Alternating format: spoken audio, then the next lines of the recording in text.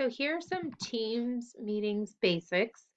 On the main page, I have my meeting that the kids use for every single, the link that they use for every single meeting, like sitting right here.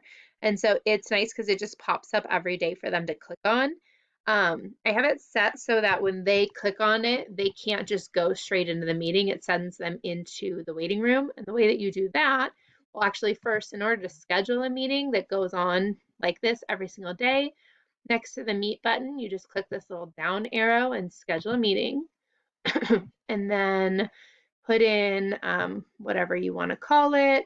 Um, you put in the date, but then let's see, where is it? You change this from does not repeat to every weekday, Monday through Friday. And that way it shows up every single day. So I think I put like whatever the first day was, and I put the morning time that we meet, so 9:30 or whatnot.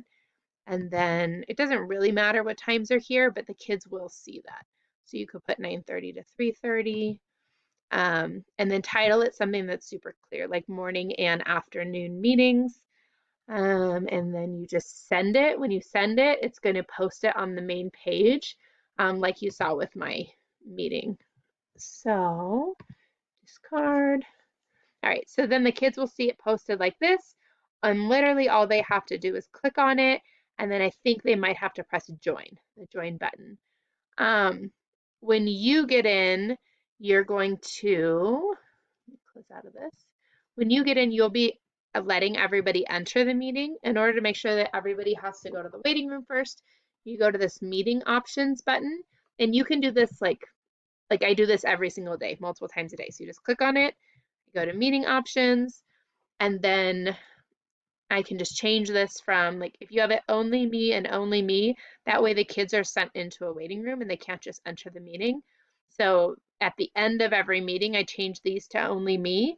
But when it's time to start a meeting, I start it and then I go on over and I click this to everyone. And that way, everybody can just be entered into the meeting. And so, say a kid is having an issue, I don't have like they can leave the meeting and I don't have to resubmit them. They can just re-admit them. They can just get back in on their own.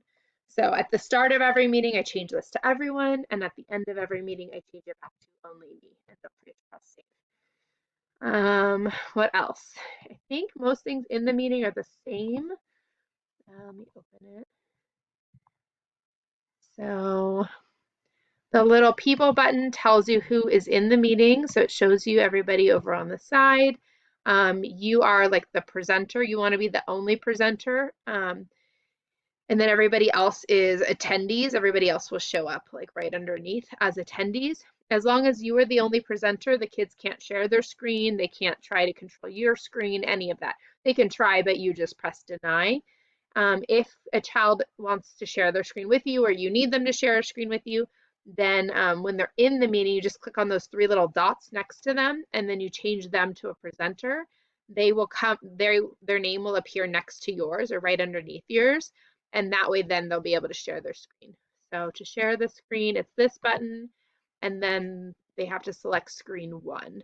So screen one will make it so that whatever you're looking at, they will see, or for the kids, whatever they're looking at, you will see.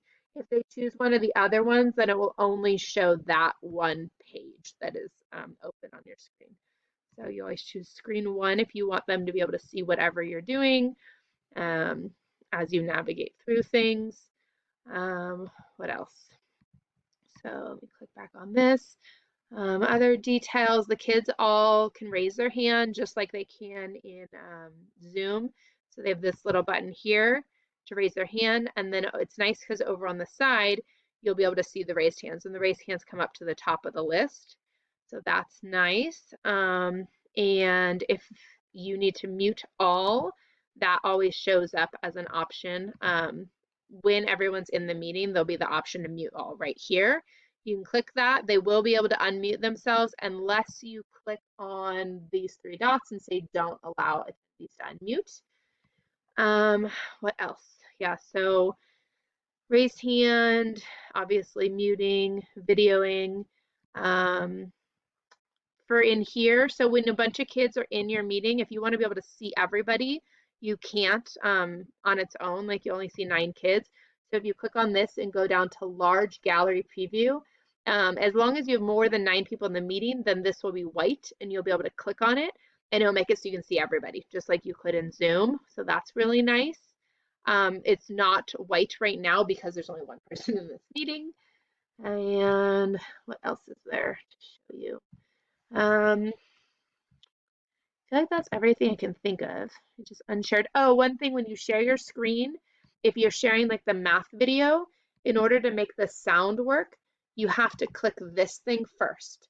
So you press the shared screen button, you press that little upward arrow, and then down here you have to click the include computer sound and then choose the screen you want to share.